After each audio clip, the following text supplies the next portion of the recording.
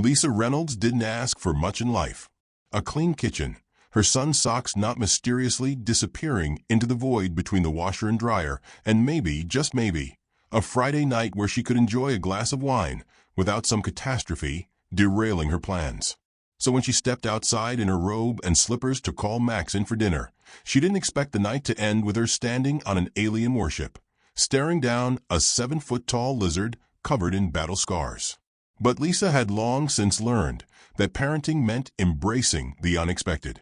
It started the way most of Max's shenanigans did, innocently enough, with the teenager fiddling with technology you probably shouldn't have been. She'd caught him earlier, sitting in the backyard with a laptop propped against an old cooler, his makeshift antenna setup aimed at the sky.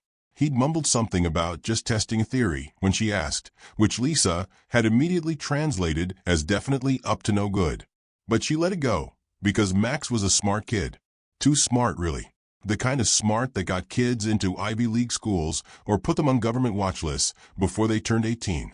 When she called for him, though, there was no answer. The yard was empty. His laptop still sat there, screen glowing with unintelligible symbols, some of them flashing in a pattern that made her stomach churn in a way she didn't like. Her first thought wasn't aliens. It was abduction, maybe a freak accident where he'd wandered too far and gotten lost. She checked behind the shed, down the side of the house, even peeked over the fence to the neighbor's yard where their massive golden retriever wagged its tail at her in clueless delight. But Max wasn't there. She went back to his laptop. The screen flickered, displaying what looked like a message. Signal received. Challenge accepted. Challenge? Lisa squinted. Max's dumb little home projects had never pulled up something like this before. She nudged the laptop.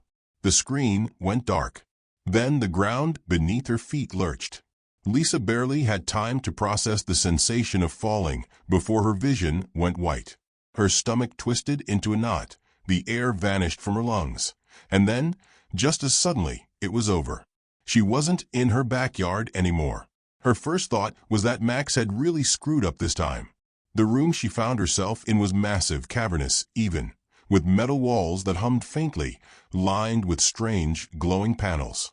The air smelled sharp, sterile, and carried an underlying metallic tang that made her nose wrinkle. Dim blue lighting cast eerie shadows against the floor, which looked more like polished obsidian than anything remotely human-made. And then there were the aliens.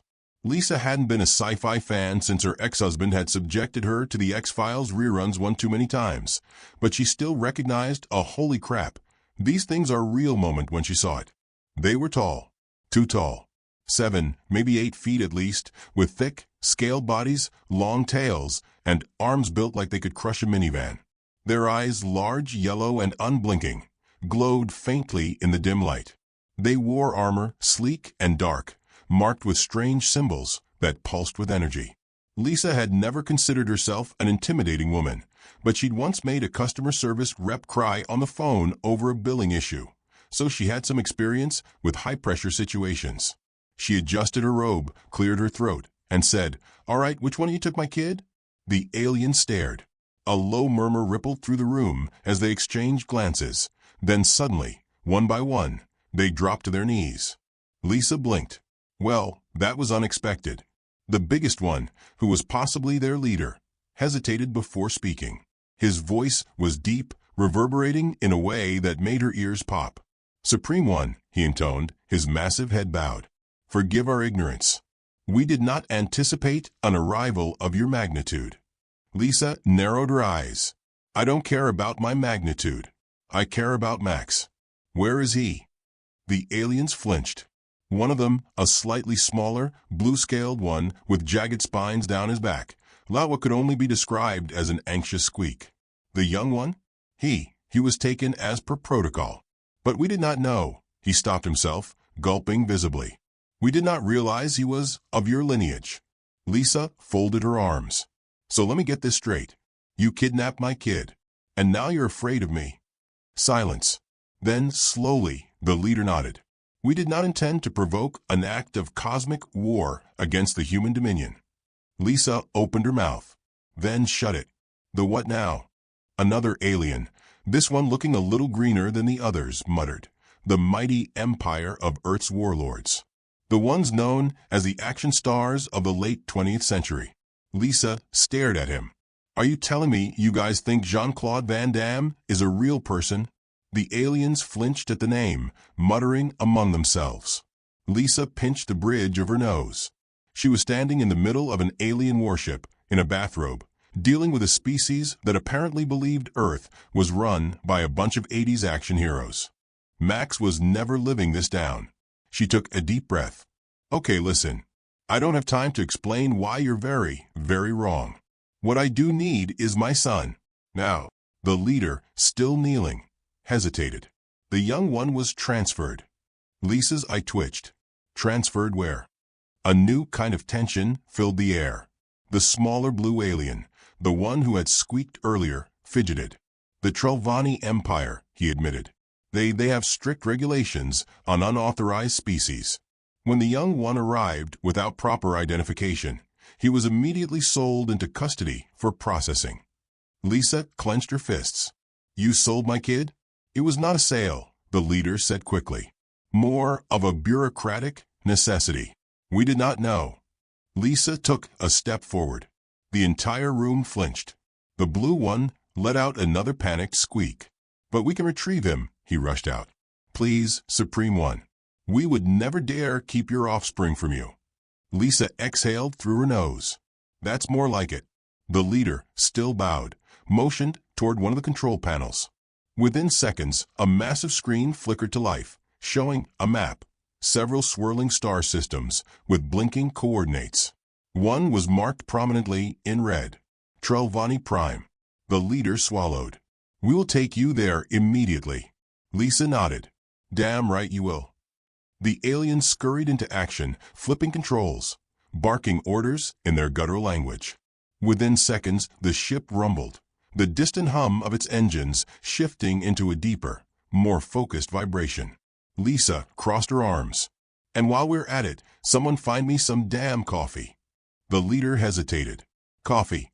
Lisa glared. A frantic chorus of, at once, Supreme One, echoed across the bridge as every single alien scrambled to obey.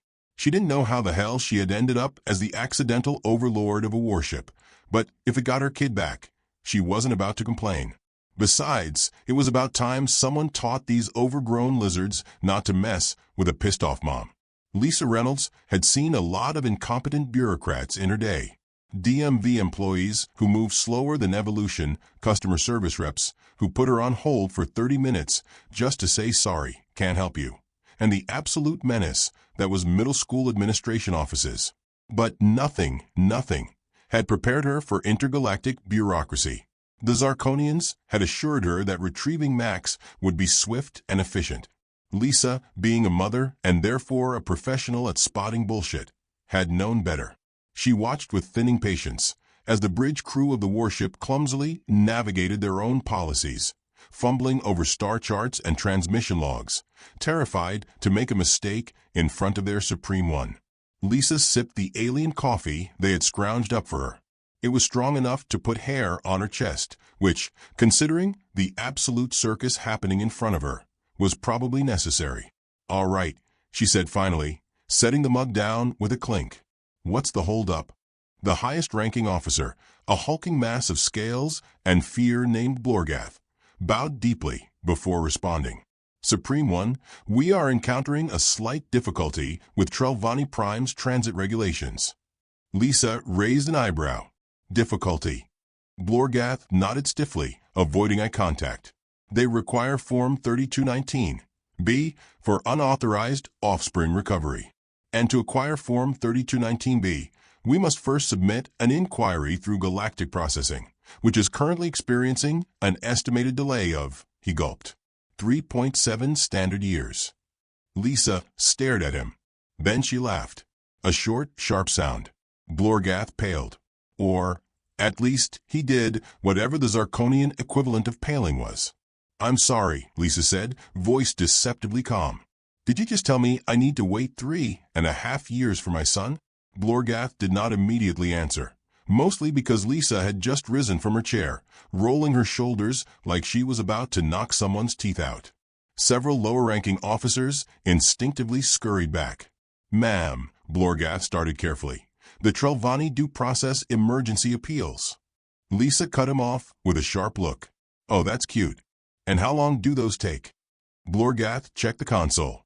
"Approximately 8 months." Lisa took a deep breath. She had just learned that faster-than-light travel existed. She had just been teleported onto an alien warship. And now she was expected to just wait? "No, absolutely not. Blorgath," she said, her tone dangerously even. "Do you have any idea what a mother is capable of when she's kept from her child?" The bridge fell silent. Lisa turned to the nearest officer. "What's the biggest, scariest ship you guys have?"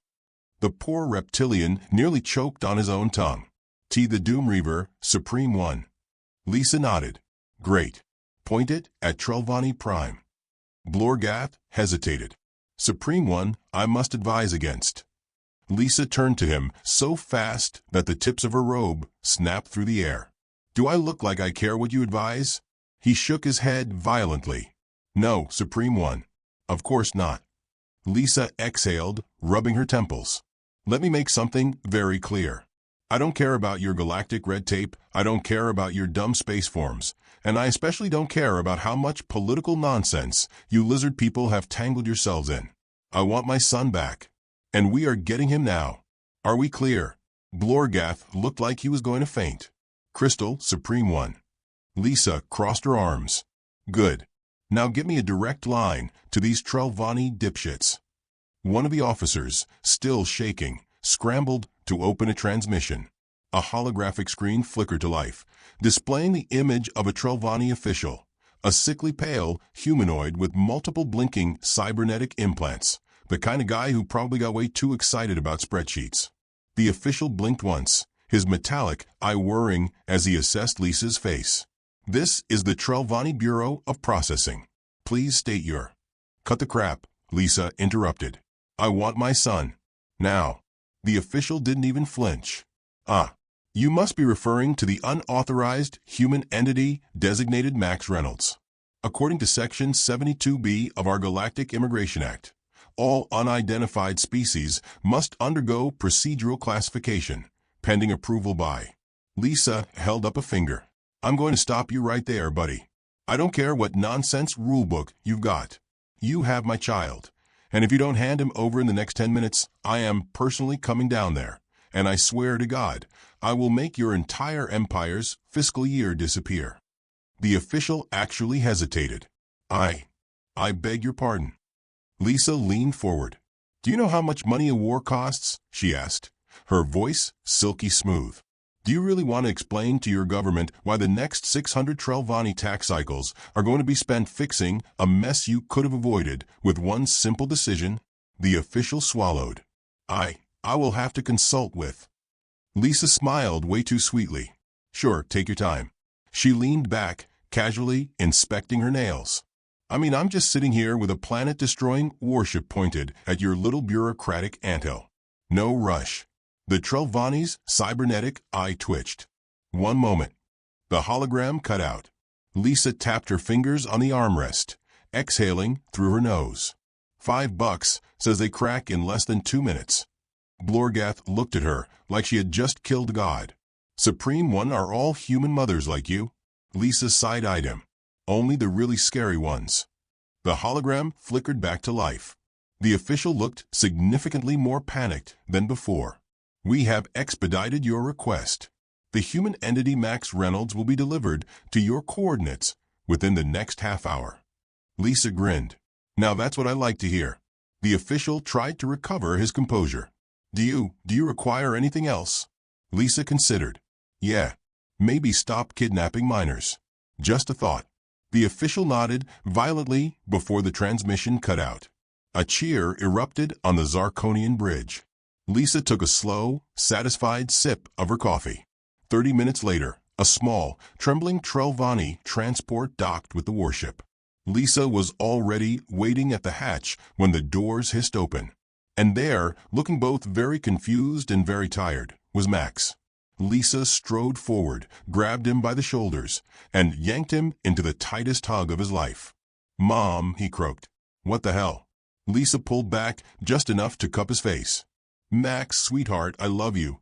But I swear to God, if you ever hack into an alien military network again, I will ground you so hard you'll be 30 before you see a Wi-Fi signal." Max blinked. Then, slowly, he looked over her shoulder at the hundreds of Zarkonians still kneeling in terrified reverence.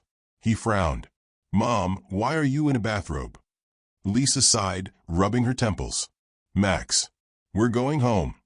Max's gaze flicked back to the warship, then to the terrified aliens, then finally back to his mother. His expression was perfectly blank. "Okay," he said. "But first, can I just ask?" Lisa held up a finger. "Not right now." Max nodded quickly. Lisa exhaled, glancing at Blorgath. "Get me way back to Earth."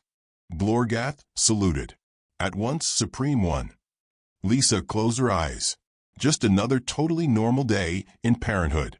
Lisa Reynolds had successfully browbeaten an alien warlord, commandeered an intergalactic warship, and forced a planet's bureaucratic overlords to hand over her son with nothing more than the power of a properly pissed-off mom voice. That should have been the end of it. She should have been on her way home, back to Ohio, where she could pretend this entire nightmare never happened and finally sit down with a glass of cheap Chardonnay and some reruns of Murder, She Wrote. But no, because apparently, the universe wasn't done screwing with her just yet. The problem, as it turned out, wasn't that she had gotten Max back. The problem was that she had accidentally conquered 3 star systems in the process. Lisa learned this the moment a second incoming transmission blared across the warship's command deck. This time, from something called the Galactic High Council.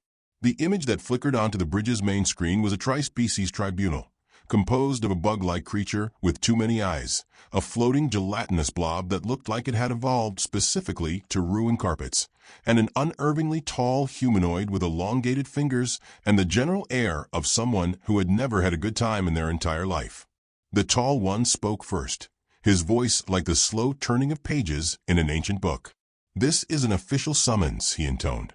"You are hereby ordered to appear before the Galactic High Council to answer for your crimes." Lisa, arms crossed, stared at them. "I don't have time for this." The bug creature chittered. "You do not have a choice, Supreme Overlord." Lisa massaged her temples. "First of all, stop calling me that. Second, what crimes?" The blob made a wet gurgling noise. "Unauthorized conquest. Unilateral dismantling of interstellar diplomatic structures. Threatening to obliterate an entire planetary economy." Lisa sighed. "That's not what happened." The humanoid raised a single bony finger. "Your actions have destabilized centuries of fragile peace. Therefore, you must stand trial." Lisa gritted her teeth. She had gotten this far without losing her patience, but honestly, she was reaching the limits of what one woman in a bathrobe could tolerate. Max, who had been watching quietly, leaned toward her and muttered, "I think this is where you do the 'I want to speak to your manager' thing again." Lisa exhaled slowly. "Oh, honey, I am speaking to the manager." Max blinked. "Wait, does that make you the manager now?" Lisa didn't answer, because she was too busy trying to decide whether she was about to make a decision she'd regret. She turned back to the council members. "All right, fine. You want me to come in for a trial? Then you'd better make it quick because I still have a PDA meeting on Wednesday, and I refuse to miss another one just because some idiot parked in the parent volunteers only section again." The council members exchanged unreadable looks before the humanoid nodded. "Very well. A ship will arrive to escort you to the tribunal." Lisa frowned. "I have my own ship, thanks." The blob jiggled ominously. "Council proceedings require an official transport." Lisa rolled her eyes. "Of course they do." With a final warning that any attempt to flee would result in severe repercussions, the council transmission ended, and within minutes, a sleek, official-looking diplomatic cruiser arrived to collect her. Lisa stepped aboard, Max at her side, both of them flanked by a terrified Zarkonian escort who was clearly in over his head. The moment they set foot inside, Lisa knew exactly what kind of nonsense she was walking into. The Trelvani Bureau of Intergalactic Affairs was, in every way that mattered, just an alien version of the DMV.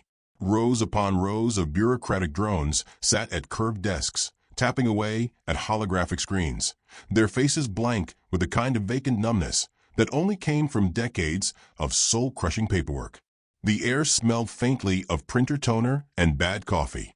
Max took one look at the scene and whispered, "Mom, I think we just landed in space hell." Lisa patted his shoulder. "Stay close, sweetheart. We don't want to get lost and end up in a waiting line." A sharply dressed alien with too many arms and the expression of someone who had long since given up on everything motion for them to follow. "This way," he droned, leading them toward a looming set of doors. Inside, the council chamber was dimly lit, designed more for intimidation than comfort. A raised platform sat at the far end, where the tribunal members now loomed over her like a pack of judgmental vultures. Lisa didn't bother waiting for the formalities. She crossed her arms. "Let's skip the theatrics. What do you want?" The humanoid's elongated fingers steepled together, to determine whether humanity is a threat to the intergalactic order. Lisa gave him a flat look. Humanity has been stuck on its own planet for thousands of years, minding its own business. And I, in case you hadn't noticed, am one person. So tell me again how I, a single mom in a bathrobe, am a galactic threat. The bug creature chittered. "You wield influence over multiple warfaring species."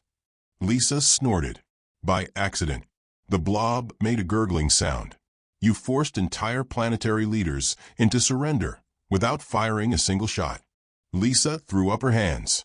"Because they assumed I was some kind of supreme overlord. I never asked for that." The humanoid's expression didn't waver. "And yet here you are." Lisa clenched her jaw. They wanted to make her the villain. That much was clear. It didn't matter that she had never intended to take over anything. They needed someone to blame. She took a slow breath. Then she smiled. And Max, who had spent years observing his mother in action, tensed. Lisa took a step forward. The tribunal members did not react. But the surrounding bureaucrats? They definitely leaned back. "I'll tell you what's really happening here," Lisa said, voice deceptively calm. "You're not afraid of me. You're afraid of humans.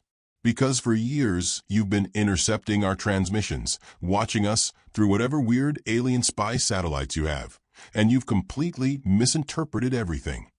She folded her arms. "You think Jean-Claude Van Damme is real. You think we solve our problems with explosions and dramatic one-liners. You think we're some kind of cosmic apex predators. And now, because of one little incident, you're afraid of what'll happen if humans actually join the galactic community." Silence. Then the humanoid asked, "And are we wrong to fear you?" Lisa held his gaze. And then she shrugged. "Honestly? Maybe." The room collectively stiffened. Lisa cracked her knuckles. "Because I gotta be honest, if this is how your government operates, you should be afraid. Not of humans, but of the day people finally get sick of this bureaucratic bullshit and start filing complaints." The tribunal exchanged nervous glances. Lisa smirked. "So, are we done here?" The humanoid exhaled slowly. "Yes." Lisa's grin widened. A minute later, she and Max were escorted out. As they boarded their warship, Max turned to her. "So, we're just leaving." Lisa stretched her arms. "Yup." Max blinked. "But what if they change their minds?" Lisa smiled. "Oh, honey," she said. "That's the best part." She gestured to the fleet, now escorting them back to Earth. "They're too scared to try." Lisa Reynolds had done a lot of things in the past 24 hours. She had accidentally conquered 3 star systems, outnegotiated an intergalactic tribunal, and struck fear into the hearts of bureaucratic overlords with nothing more than a death glare and some well-placed threats about budget reallocations. She had flown a warship through the stars, browbeaten an entire fleet into submission, and solidified humanity's reputation as a species not to be messed with. Now, after all of that, she was finally going home. Or at least, she thought she was. The journey back to Earth had started smoothly enough. The Zarkonians had practically fallen over themselves to provide an escort, making sure that their Supreme One returned to her dominion without issue. The Trovani had made a very pointed effort not to interfere, mostly because Lisa had left them too terrified to do anything that might resemble opposition. Even the Galactic High Council had begrudgingly accepted that the best course of action was to let this particular disaster fade into legend, rather than risk provoking the one human who had already single-handedly dismantled their authority. It should have been easy. And then the last distress signal came through. Lisa was on the bridge, arms folded, mentally calculating how much coffee she'd need to survive the next PDA meeting, when the transmission blared to life on the main screen. The image was grainy, the signal weak, but she still made out the desperate figure at the center of the feed, a gaunt, panicked alien with deep-set eyes and a uniform that looked just a little too much like a military insignia. He was shaking. No trembling. "Please," the alien gasped, his voice warping with the static. "They're coming. We thought it was just a myth. But he turned sharply, eyes darting toward something off-screen. The feed flickered, distorted. And then, just before the signal cut out, Lisa saw the shadow. A vast, crawling darkness, shifting unnaturally, swallowing the light itself. Then silence. Lisa stared at the now blank screen. Max swallowed. Okay, that was unsettling. Blorgath, who had spent the past few hours recovering from the severe emotional trauma of meeting Lisa Reynolds, looked like he was ready to drop dead on the spot. "Supreme One," he said, his voice hoarse, "that was a distress call from the outer systems. That territory is unclaimed. It exists on the fringes of our known space." Lisa rubbed her temples. "And?" Blorgath hesitated. Then, carefully, he said, "The enemy he spoke of, it can only be one thing." The bridge fell into an uneasy hush. Lisa frowned. "Well, don't leave me in suspense. Spit it out." Blorgath exhaled shakily. "The Devourers." Max looked up. "Cool name. Sounds metal." Blorgath looked anything but thrilled. "It is not cool. It is not metal. It is," he struggled for words. "It is the reason entire empires disappear overnight." Lisa's eyebrow arched. "You mean like a war?" "No," Blorgath said. "War implies that you fight back." The room darkened, the weight of that statement settling over them. Max shifted uncomfortably. "Okay, so, what exactly are these things?" Lisa turned to Blorgath expectantly. Blorgath hesitated. "Legends say they are hunger given form. Not machines. Not flesh.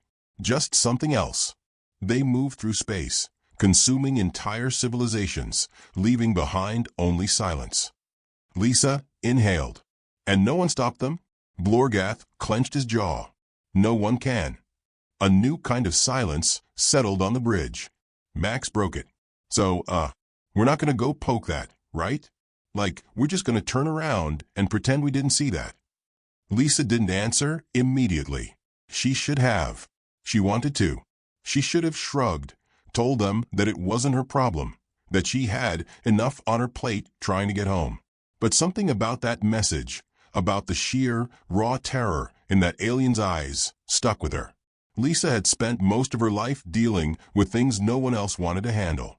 She had fought battles in school offices, waged wars over hospital bills, and taken down corporate customer service departments with nothing but a phone call and a bad attitude. And now, for the first time, she had the power to actually do something on a grand scale. For the first time, she wasn't just a single pissed-off mother in a world that didn't care. She was a force to be reckoned with. Lisa exhaled. Blorgath. Blorgath straightened. "Yes, Supreme One?" She turned, meeting his gaze. "Set a course for the outer systems." Blorgath visibly short-circuited. But Supreme One, you are already returning home. We are almost within range of." Lisa gave him a look. That look. The one that had shattered entire intergalactic bureaucracies. Blorgath closed his mouth. The ship adjusted course. Max sighed dramatically. "Mom, why are you like this?" Lisa patted his head. "Because, sweetheart, when someone calls for help, you answer." The fleet moved through space, shifting direction, warping toward the unknown. The first sign that something was wrong was the silence. No transmissions. No residual energy signatures. No wreckage. The entire system was gone. Lisa stood on the bridge, fingers tightening into a fist. Max's voice was quiet. Do you think anyone's left?" Lisa didn't answer. Then the shadows moved. It was wrong. Deeply, fundamentally wrong. A crawling mass, too large, too unnatural, shifting against the backdrop of the stars like something that didn't belong in reality. And it had seen them. The sensors screamed to life. Alerts flashed. A sound that could have been a signal or a laugh echoed across the bridge. Lisa exhaled slowly. Then she rolled her shoulders. "All right, boys," she said, cracking her knuckles. "Let's show these things what happens when you mess with the wrong mom." Blorgath almost fainted. The battle was unlike anything the galaxy had ever seen. Lisa led it. Not with tactical precision, not with military training, but with raw, unrelenting parental energy. And it worked. Because while the Devourers had erased entire empires, they had never faced a furious mother who had been through far too much bullshit to back down now. The final attack came in one decisive moment. Lisa, gripping the controls, jaw clenched, eyes burning, issued the final order. The fleet fired, and the darkness screamed. It did not die, but it retreated. And for the first time in history, someone had pushed it back. The galaxy would remember this day forever. Lisa, sitting back, exhaled. "All right, now can I go home?" Blorgath just nodded frantically. Max, beside her, smirked. "Mom, I think you just became a legend." Lisa sighed. "Yeah, well, if someone writes an epic about me, they'd better not leave out the part where I did all this in a bathrobe." The warship finally turned toward Earth. Lisa landed in her backyard 5 minutes before the PDA meeting started. She sat down at that meeting. Someone tried to bring up budget concerns. Lisa stared at them. And for the first time in the history of PDA meetings, nobody argued. Lisa smiled, sipping her coffee. She had conquered star systems, defeated an intergalactic horror, and won a war in her bathrobe. But this was true power. And she was never missing another meeting again.